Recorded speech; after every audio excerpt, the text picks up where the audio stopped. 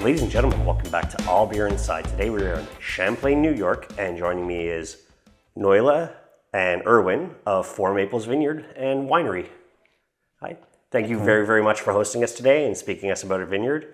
I appreciate anybody who's taking time in their schedule to talk with us about their business. Thank you for inviting us. So, Four Maples, how was it created? Well, it started with a dream. I'm from Switzerland originally, and I'm born in the vineyard area of Switzerland. And eventually I said when I go back there, I might buy or start a vineyard. But I said if I wait until my retirement, I will never start. And so, I'm still representing a Swiss company here in Canada actually, and we decided, maybe we can find something, dreamland or appropriate land to make a vineyard within let's say convenient distance, time-wise, from Quebec, where we work. Actually, we didn't know much about this area. I was traveling a lot, but all of a sudden my mentor, if you want, Ulrich Kranmühl, he said, look, Erwin, you should look south of the border and not only in Rougemont, etc. And then, thanks to him, we started touring here, and we found this place, and nice orientation, kind of open, because lots of places are in the forest, etc., not appropriate. So, this is, we decided to purchase this place, and this is where we are and operate now. Yeah. It's a dream and a lifetime project, actually. Yeah. So. And when we purchased it, it's just like a no man's land. There's nothing up here. So we do it slowly, bit by bit. We develop the place up, and it's now what it is. Yeah. Oh, yeah, I mean, I can still you're still expanding, and we'll speak on that later. And I mean, the views here, you have the Adirondack Mountains right there. Yeah. Vermont's a hop, skip, and a jump away to, like, you have Lake Champlain just around the corner. It's beautiful location you found. Yeah. And I know there was quite the search, from what I read on your website, of Quebec, Ontario, here. Like how long was that journey to finally find this place and make you decide not Quebec, not Ontario? It's a few years. I would say we started maybe because we like to travel, like a day trip or weekend trip. So we started, I would say, Eastern Township. We went through 2002, 2003, and toured the Eastern Township, the Dunham area, etc. Then we went also to Ontario, to this Prince Edward County. And then we toured around Covey Hill, along the border here, and we finally decided to cross. So I would say that it was spring 2008. Yeah. But we made an offer to a place in Rougemont. Okay. Then they declined our offer. Yeah. Then we started touring here in the south of the border, and we found this property. So it was June 2008 when we started negotiating, and October we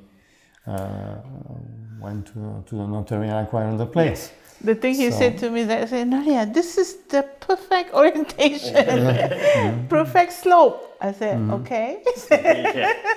And I said, well, it's for sale, man, maybe we can offer. So yeah, we did. Yeah. I mean, this is no small investment, clearly.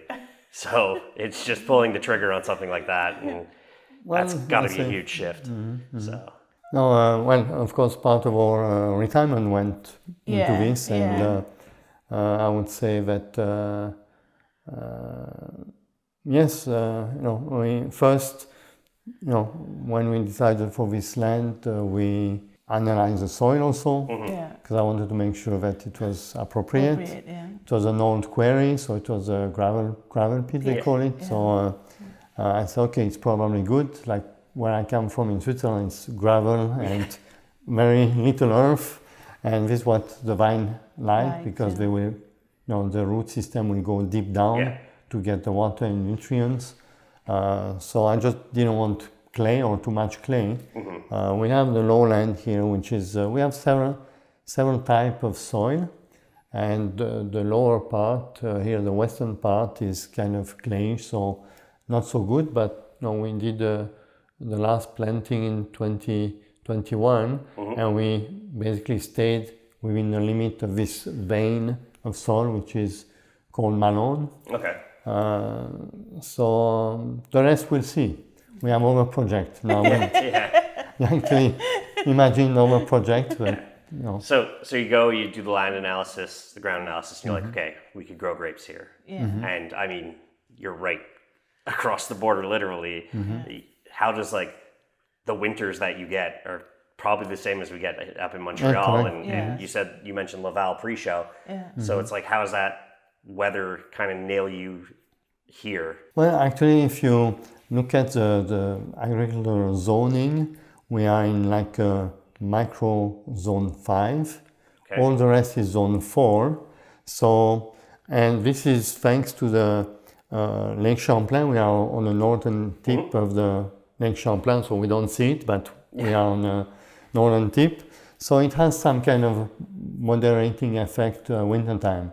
When the northeaster comes, well, nothing can stop this. I mean, it's cold.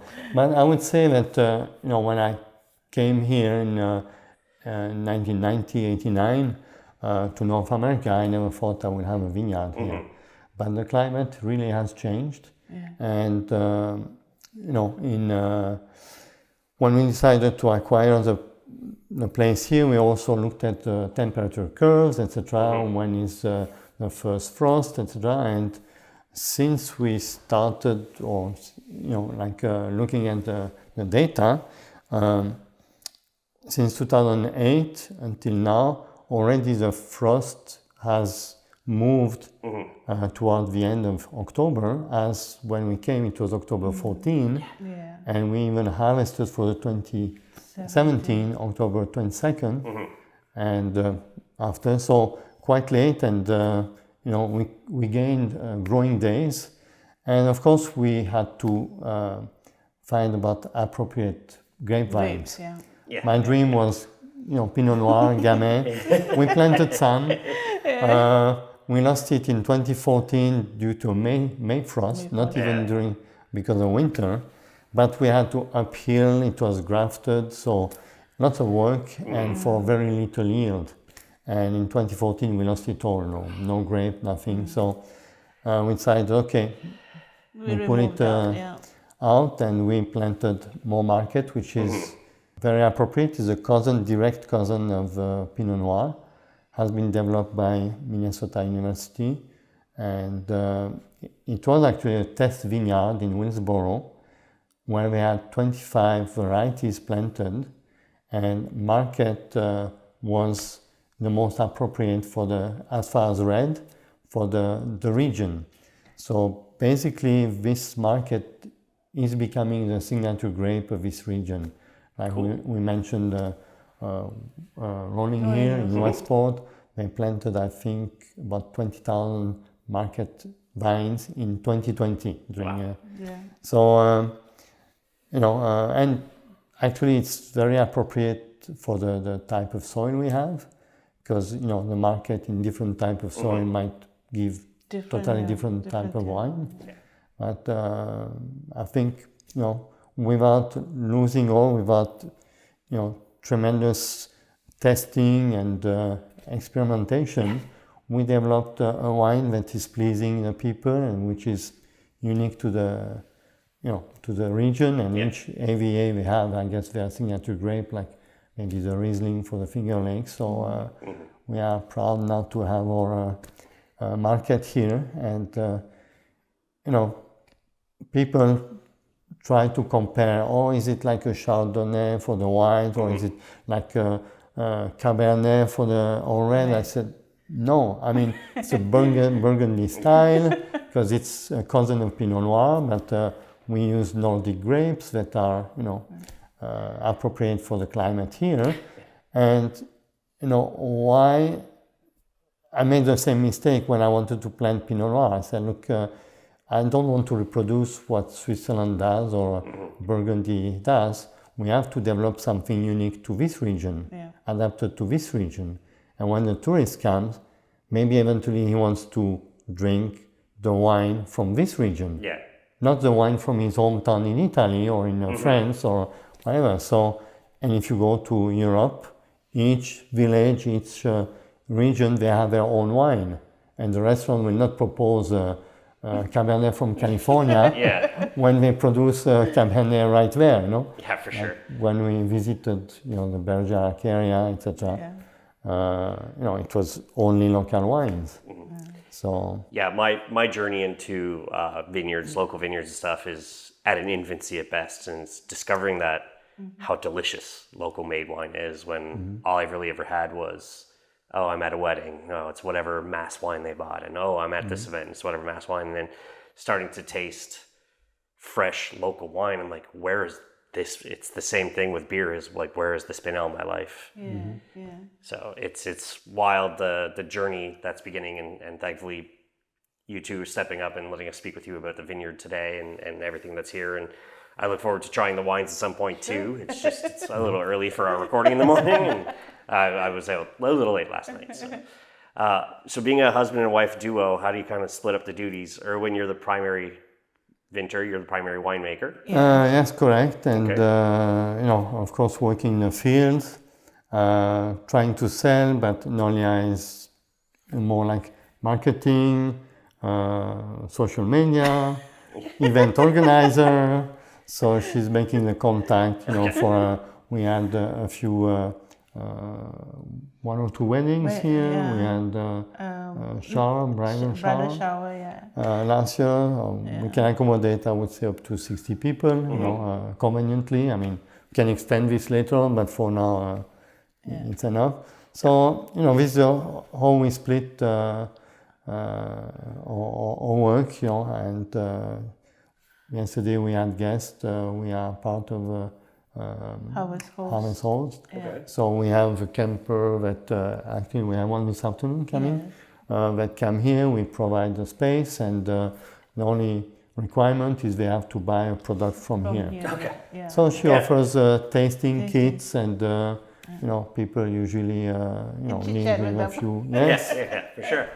I mean, and you have a beautiful terrace, patio. For those who don't know what a terrace is, I saw the smoker in the back. It's just, I could see like you just added on bits and pieces, and it keeps coming along, and you keep adding. And as you mentioned, it's the dream project, but the dream has to keep going somewhere, right? So you can't just be like, the dream's done, I can quit now.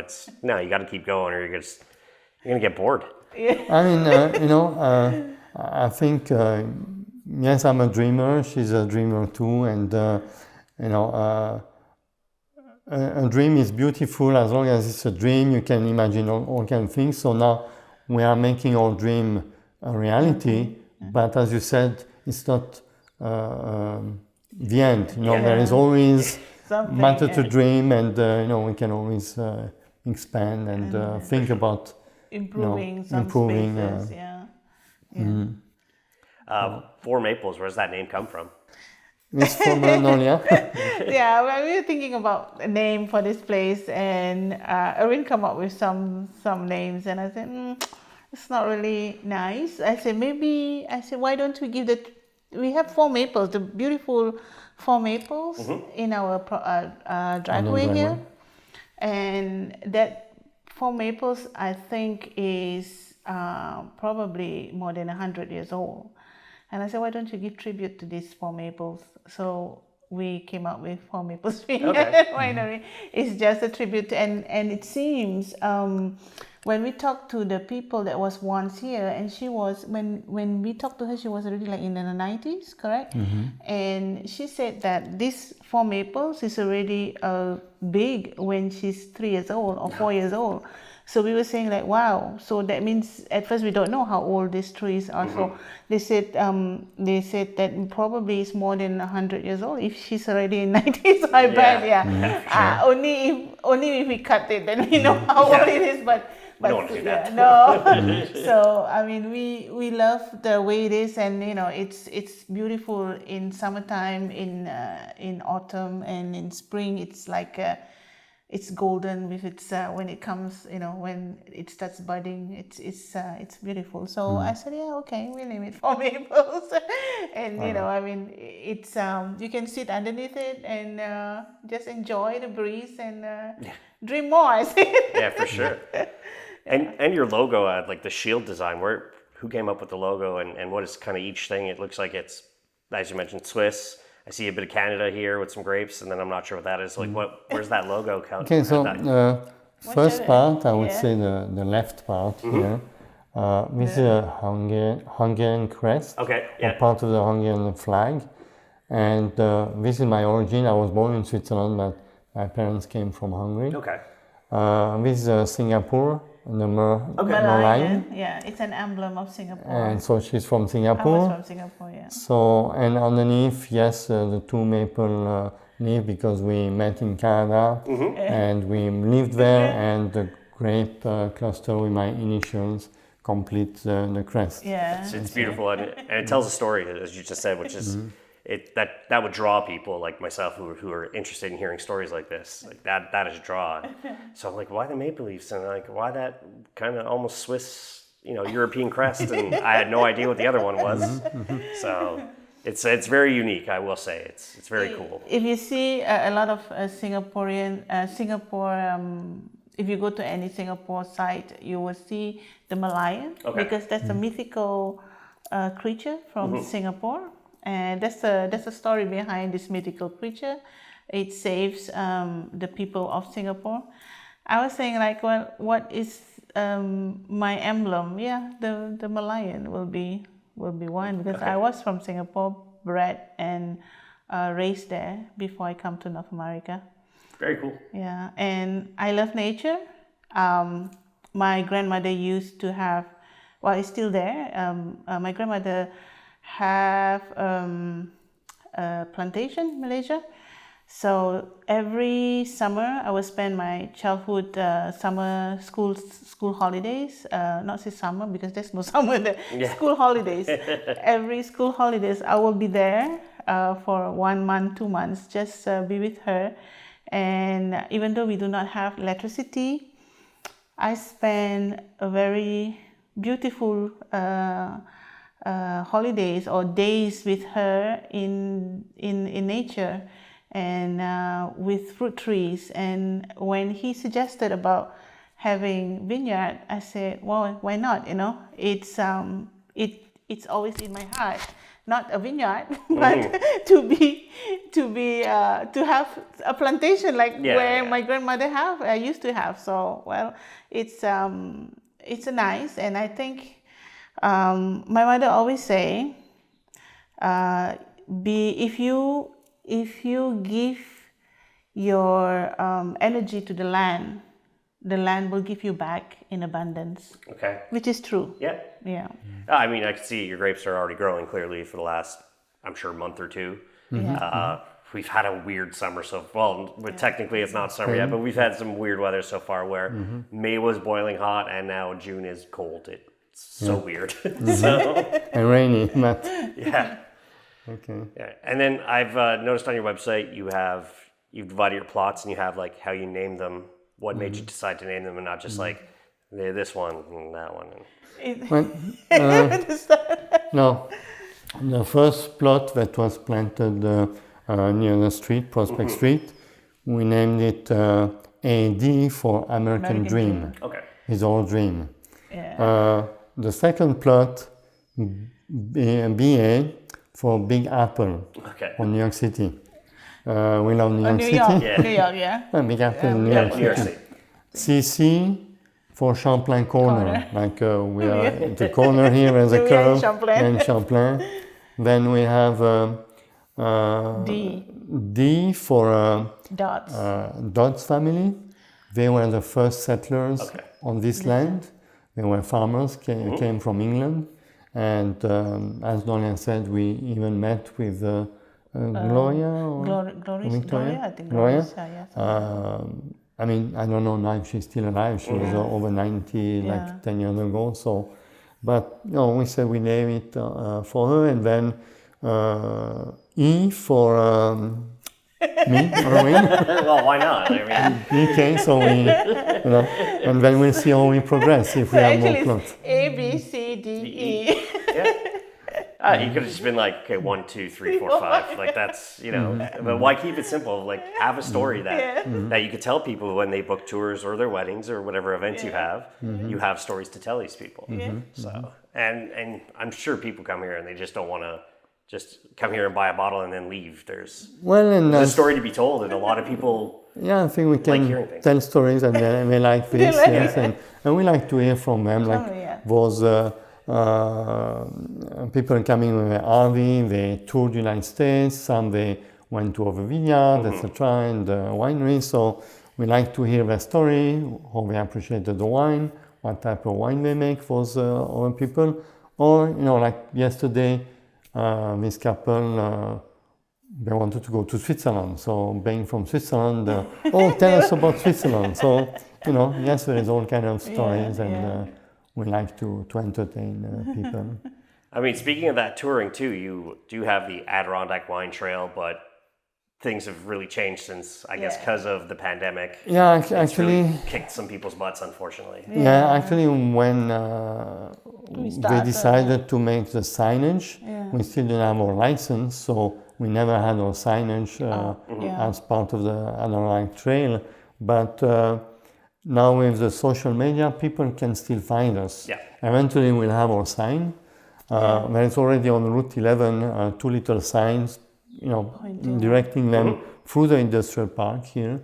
But like yesterday, people came from Montreal and they Google, I think. They Google and they say, on their way.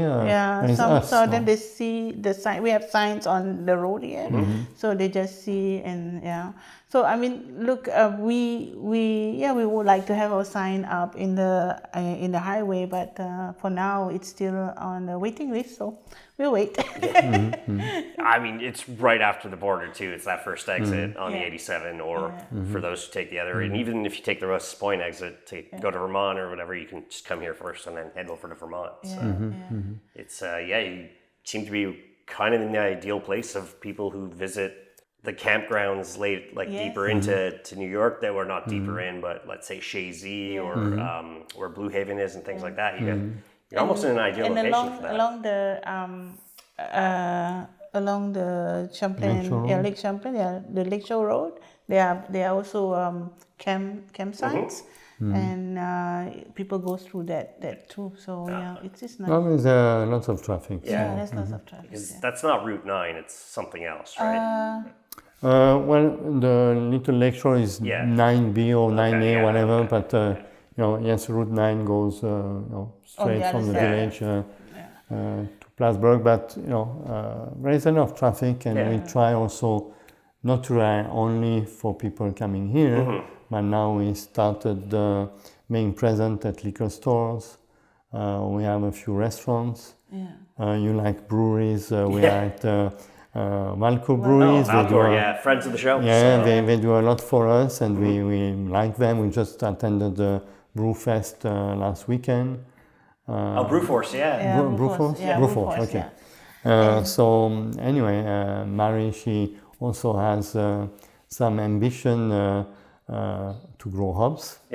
And buy hops from here. So eventually this is a venture. We'll see how we can do this, but it's in the project. I mean, if the land's going to present growth for hops, there's not many North American hops that aren't from the West Coast, right? So why not? But that 100 years ago, New York State was the largest grower of hops worldwide.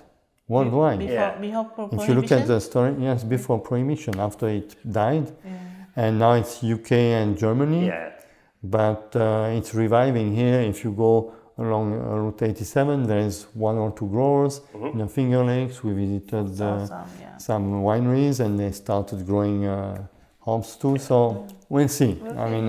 Probably the Catskills as well. I can see them doing a lot of growth. Yeah, maybe. You know, people with their summer homes in the Catskills from New York City. It's like, okay, we're gonna get away, we're gonna escape, and speaking of getting your name out there, Norliah, you mentioned you work a lot of farmers markets as well. Yes, I mean we are present at farmers market here. I mean locally, and we try to venture a little bit further when the farmers market here close. So we'll see how this year it goes, and we try to not only bring our wine out there. You know, I mean we have to go out and market it. You know, and especially in New York State. So we try to do that. Do you find it helps draw people to the vineyard when they're at the farmers market and they're like, oh, I didn't know you guys existed? Yes, people are surprised. Once we did a market in New York City. Okay. Pier 7? Pier 17. Pier 17, something like that. Yeah. They don't even know that you know there's grapes growing up here. You know, so. It's an eye-opener for some people that, you can grow. Even people in Plattsburgh don't know we exist. Yeah, I mean, Champlain, we think it's in 15 town. minutes away. and There's so, a sign in Plattsburgh that says Adirondack Wine Trail starts here. And you know, and then they say like, you are not too far from us, you know, we're not so far. The one in New York City expect us to come back and say, okay, are you coming back next next week? We say no, we are coming back next week. So I say you have to come up to north to the north, you know. So they're not so sure, you know, what's happening up here. So I mean, it's an eye opener that some people doesn't know, and some people were saying like, we don't even know there's a jam at our backyard. So I mean, it's heartwarming to hear people say that, you know, and they like a wine, and that's appreciative. I think it shows that you know, New York State and us, we have to work a lot to, you know, be recognized. And one thing I'm trying to fight is the tourists coming from Europe, they want to drink wine from here. They don't want the restaurant to import, and this is what's happening. We don't have the support we deserve from restaurants because they say, oh, you know, you're not a Cabernet Sauvignon, you're not a Cabernet Franc, whatever, Chardonnay. No, we are not. But don't you want your restaurant to be known for local food, local products? And even we were talking about the farmers market. There is one person making good products, but he was questioned, is this coming from New York State? And not all, so he couldn't attend the farmer market. But yes, we have all is from the vineyard here, maybe not the cork.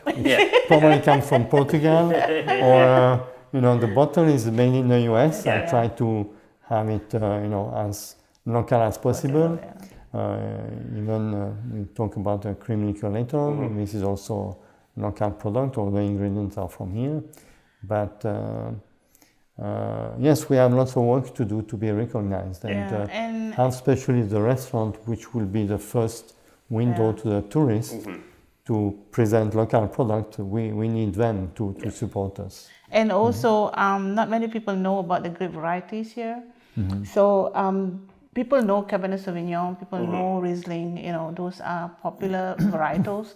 But when you say market, say, what is that, you know? And some people know already, but some doesn't. So we say it's, instead of calling them hybrid grapes, we want to rename them Nordic. I was about to ask that too. I noticed like it's on the website, it's Nordic grapes, and it's there, like, it's presented. So like this, you know, I mean, hybrid, people were thinking about hybrid cars. So.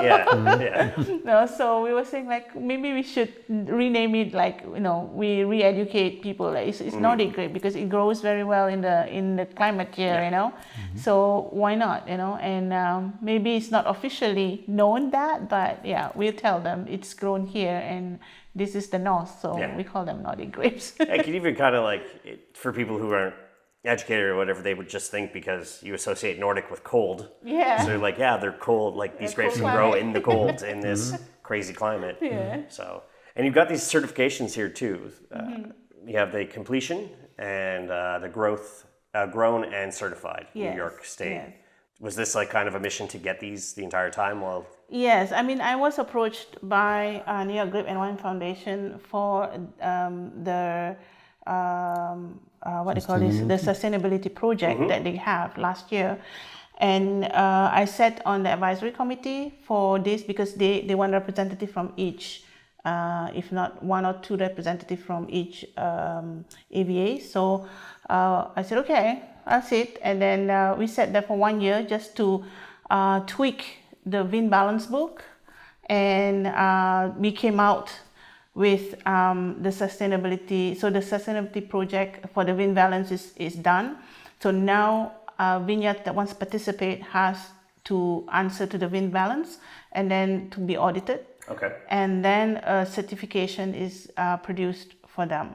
So this is one step that the New York State is going forward with, and it's good in a sense that sustainability also think about the long-term survival of the vineyards. Yeah. And as you know, I mean, vineyards in Europe survive for thousands of years. So why not the vineyards here? For sure. Yeah. So this takes us back into different areas, not forgetting about environmental responsibilities also. So I think it's a good project. So we completed last year, and this year we have even a Trustmark logo that will be coming out soon. So that's why I don't have so it's done, and what could be next is just improvements, improving the soil quality, improving the way we work, giving into consideration the environment, and also with the, I think we have to be mindful of the climate change. Yeah, so it's a good project, I should say, overall. And the certified New York grown, and is something that we just got. Okay. And, literally. Yeah. So I was approached by the Ag and Marquette agent, Lindsay Pasho. She said, why don't you get your vineyard certified, because you are New York grown, and you are 100% from here. Then I said, well, I don't know about that. So she said, okay, I'll give you the link, so you go and do it. So we did, and they were happy to put us on board. And yeah, it's a Trustmark that our product is totally made from produce or ingredients from here. So this is a guarantee. Yeah, New York State. That's awesome. Yeah. And when you first decided to make this a vineyard, I know there's a high school literally right down the street. Was there any blowback from the city council of like, we don't know, maybe because there's a school, don't have a vineyard? No, actually we were welcome here. Yeah. We had to make sure that the facility will be, like 1,000 feet from the center of the road. Yeah. So we respect this. So it's all good. Okay. It's all good, yeah. The winery here, the new winery. Yeah. We made sure that it was also over 1,000 feet, and it's actually 900 feet from the road there, and 1,050 feet from the road. So they're all good. Yeah. Some places it's more distance, but I think New York State they like the town has vineyards and operations like ours. So the town has got no. I mean, they like us to be here, and for them it's. No, they really welcome us. Yeah, they welcome us, and I think we'll be featured in their website also, which is kind of nice, and it's they say that it's something that people will come and the town will be known. And as you can see also that all our products are named after the town of Champlain. Yeah. We like the name because it's a French name. It's appealing to Americans, they're French. But at the same time, it's in, New York State. Yeah. Lots of people from Albany, they think we are from Canada. Yeah. Yes, I mean, the operation is in Canada. I said, no, 2 kilometers inside New York State, south of the border. Erwin, it's quite the change from, what kind of a change is it from wine to making a liqueur, the Creme de Paris? Let's say you talked about profitability. I cannot say that we are profitable with the wine yet. So we said the cream liqueur, which is a dairy-based product, will bring us profitability, and it's not dependent on one harvest per year. I can produce, if I want, 1,000 bottles per week. So this was the idea behind this, to make it profitable, to have another product that is not dependent on growing something. It's still a product from here because it's a dairy company here in Batavia, New York, actually. And then we add our flavors to make it tiara, plus we add alcohol also. That is, so we finish it here. We are not only a winery, but we have the license as a distillery license, distiller, rectified distiller, whatever they call it. So we can, let's say, have access to pure alcohol and you know, blend this to make any kind of product we want. Now in our plan, we might become a fully licensed distillery. So we are applying soon for this. So I'm guessing you're going to bring somebody to help, because that's probably going to be a lot of work to do. We have lots of retired people, but we have one couple we work with. We don't have we are struggling to find reliable labor, but thanks God, since last season we have under an H2A migrant program a worker who lives with us here. Sydney, and he comes for the season, 9 months, and he goes back to Jamaica. He's from Jamaica. And locally we have a retired couple. He was former FBI agent, I call him. We would have to. But we have Tony, his name, and he started, experimenting with us, but eventually, yes, he will take care of this aspect. And his wife is working in the vineyard also. So it's all local support. Yes. And when things were shut down, did you find the locals stepped up? And you mentioned you were selling wine literally at the end of the road. Were a lot of people showing up to buy the wine? Yes, they were. We were most of the afternoons here for 2 hours, 3 hours. And yes, they supported us. They stopped by wine. And they stopped by. And I said we even had those youngsters from New York City. They escaped New York City, came here, and they were stopped at the border here. They were just driving, and they drive, and then they said, "Whoa!" Suddenly they saw the Canadian flag, and they said, "Oh, we are at the border." So they make a U-turn, and then they saw a sign there: wine for sale. Wine and disinfectant for sale. So they stop, and then they say, "Okay, can we buy some wine?" And then say, "Yeah, okay." So we talk a little bit, and they say, "Oh, they have to escape the city, because it's tough for them." Awful there, but so yes, we had support, and we started hand sanitizer, and we had free churches here locally purchasing it, and some campers when they could reopen, we had to sanitize all. And I was declared essential worker, so I was bringing it to Canada, where we got our Santé Canada, Health Canada license. So we still have stock, unsold stock, but no, it's kind of died. We still use, some people still care about it, it's good. A good habit to have, but yes, we're glad that it reopened. Actually, in New York State, I think they reopened it also faster than in Quebec, as far as restaurants, and we could have people inside here.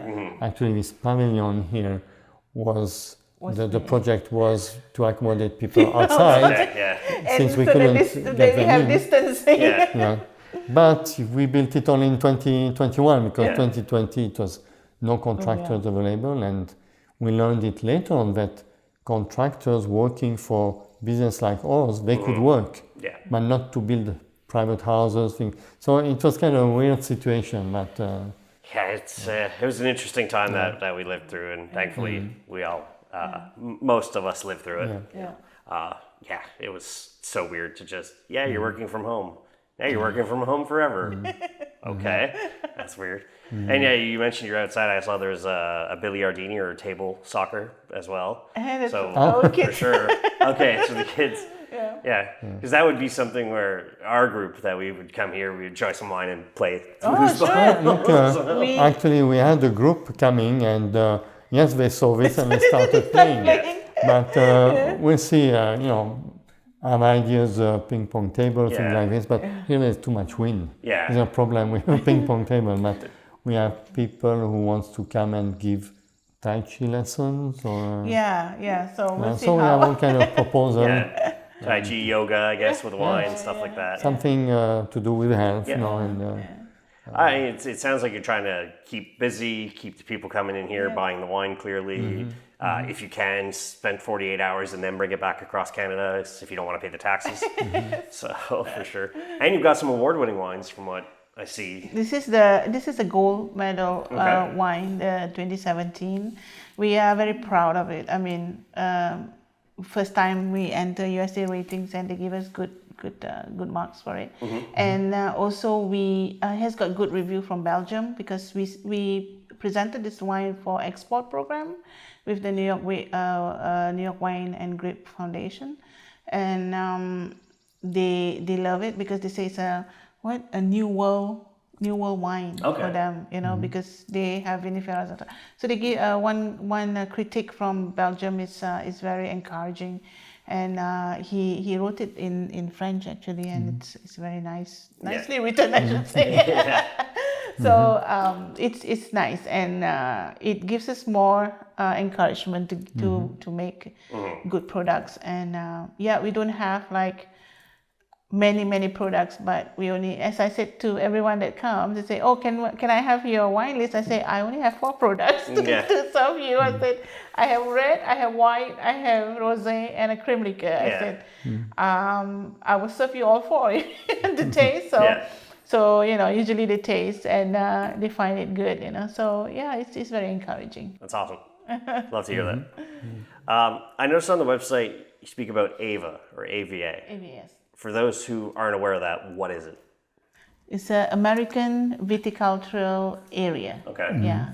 So each region has got, New York State has got, I think, 7 AVAs, if I'm not wrong. It's here. We are the latest, yes, you see in purple. No, there is one, there is... In purple, this is the latest AVA, which is Champlain Valley of New York. Yeah. It's, we have like, we have Hudson Valley, of course, Finger Lakes, St. Laurent Escarpment, Long Island, Lake Erie. Probably the Niagaras, I guess. Yeah, somewhere there. And there's ours, Champlain Valley of New York, and there's one more. I cannot remember. Yeah. Well, I mean, New York is, for those who aren't aware, New York is a substantial sized state. So, I mean, it's not like Texas, but New York State is big and it's deceiving. And I mean, now the trend is also to make bubblies. Oh, okay. And they call it what? Pet cap, something like that. So pet cap or something like that, pet knob or something like that. It's like pétillant, bubblies and with low alcohol. Okay. So those in Hudson Valley starting making that, and it's very encouraging to see that they can make with grapes grown from here, and that's maybe one day we'll reach that point, so we'll see how. Sounds like a non-alcoholic sparkling wine in a sense. No, it is alcoholic, but it's lower in alcohol. Okay. So we were saying like when I'm talking to them, and they came up with this, and it's interesting times that we have here with New York wine, and I think each region has got their own specialties that they can come up with, and we have a good help with New York Grape and Wine Foundation to kind of like market the products, so it's good. Yeah. And for the other vineyard makers, winemakers in the area, are you guys supportive of each other? Like, let's say somebody's missing a little bit of this, you send it over, and then kind of hold that favor for that to come back next time. We do it's offer. not a big collaboration. Yeah, I mean, but we sold last year our grapes. our grapes because this rolling hill, the 20,000 vines are not in production yet. Yeah. So we offered them 5 tons. Okay, they took 1, but we thought that eventually we can regroup and maybe share some equipment. Yeah. But it did not happen for various reasons, and a few you mentioned, some are retiring and nobody to take over. So this will be probably a big issue later on. But I think we have hope that I asked if we can regroup, and a lot of the winemakers and the vineyards say yes, we should. The only thing is time. Yeah. So when can we regroup, that kind of thing, because everybody is busy. We are at a growing stage and we are not mature yet, and we say Zoom is good, but we still have to kind of like see in person and really like brainstorm on what we want to do. We will really like to have like events together, like all the vineyards together.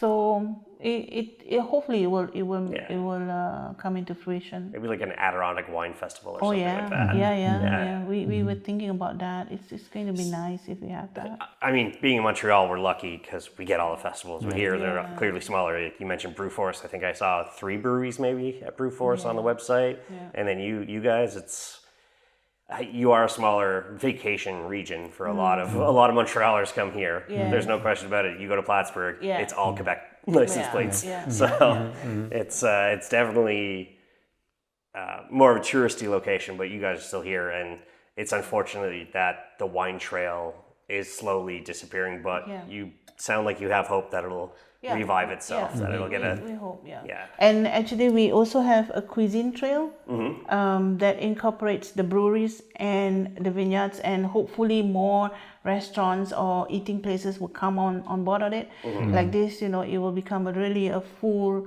cuisine trail with all the products of New York in there. So we have one Béchard Sugar House is on this trail. So businesses that wants to be on this trail are open. They can always come up and let us know that they want to be in this trail. And we have like, I think how many? There's a few trails in the Adirondacks. It's a cuisine trail. So now they kind of like it's new. It's not say new, but the it's coming to fruition now. It has been going on for how many years? 10 years, I think. No, 10 years. So. We might not be able to support a pure wine trail, but maybe combined businesses, like maple or sugar shacks, and there is also farms that are opening their door to visitors. Breweries, wineries, restaurants. So I think altogether, I think it will offer a complete experience for people who wants to have food, wine, also local products. So I think it's a good initiative from the Adirondack Harvest. Okay. So they are the one that takes care of this trail. So it's different trail at different parts of Adirondack, and it's as I say, it's coming to fruition. And this year, our trail is going to be featured, and I think they will also have an app. It's going to be an app, and there's maps also out there. So it's interesting time. I mean, speaking of next things, I know you're working on building a wine club. So do you see that becoming a big thing, especially popular with people around here? Yeah. Maybe teachers who need a drink or two after work some days, they could pick up their monthly wine. Do you see that? Do you see growth happening with that wine club? We hope so. I mean, for now, we are thinking of what kind of benefits we can offer. This is a wine club. See, like next weekend, we have a group coming of 20 people, and this is friends that they live in Connecticut, Massachusetts, in Boston, and they come every year, and they made us their stop. Actually, they have a house here on 2006. But it's an old family house, but they all moved out of the area, so they come back for sentimental reasons, and they all meet here, the family, and they decided this year there will be like a reunion, about 20 reunion here. So they will be part of our club, and we'll see what we can do, what they want to have from us. So we have several ideas on which we are working on, but we'll see. It's coming along. Everything got messed up for 2 years, so you really have to recover and go about that. And yesterday we were supposed to be at 3 markets, so we decided to cancel the 2 markets on the 10th because it was pouring so much. But Norliah went to the Plattsburgh Farmers Market, which is covered. We have a permanent stand there. And last minute, there is this lady who comes, and she bought quite a lot. And she's she likes our wine, and she supports us. And she has a loyalty card also.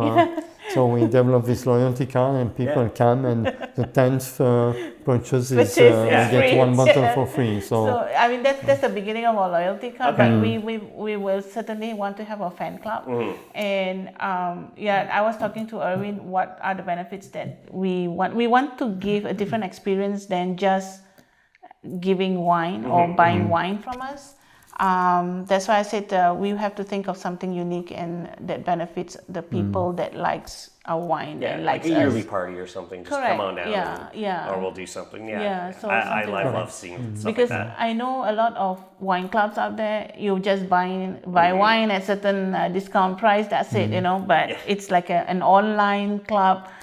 I do not like that kind of wine club, so I want people to really appreciate that wine and maybe join some events that we have, and at a special price, and then and help us if they want to plant or something educational also, So we'll see. Spend a day in the field and get a bottle of wine. That's great. So I know this is the dream completed, but it's still going. What's next for Four Maples? What's next? What's next? Well, we have to finish the winery here. There is another extension coming in a few years. The distillery, this is something also that we want to develop more products. Then maybe we are asked for accommodation. We'll see if we can build something to accommodate people. There's a golf course here, and we have already inquiries.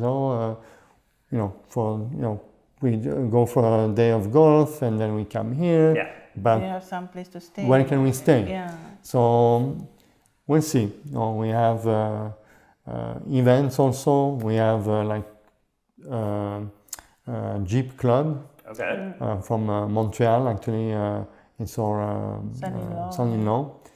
They came here and they said, geez, you have a nice trail. We had another Jeep club coming from Syracuse or whatever the other day. I think not. So I said, maybe we'll organize an event here. So we'll promote different events.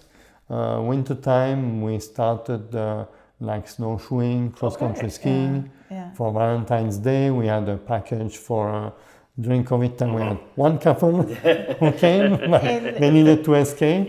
And the other day we have a group of cyclists, which actually went to Quebec, get some charcuteries, come back here, enjoy a wine with the charcuteries, and then that is I met her in one of the events, and she asked me, and I said yes, okay, come, no problem, And what our dream is maybe to have also the Quebec and New York trail, bike trail. If that is something, and hopefully we can have races and we can stop. So it's a stop, and we'll see how. And it's another project, also clean energy project that we want to still in our dream. So in conclusion, we have to make it profitable, but we want to play also. We don't want to work. It also sounds like you want to give back to the earth too with clean energy. So clearly, solar panels, probably a wind turbine or two. That is vital to the world right now.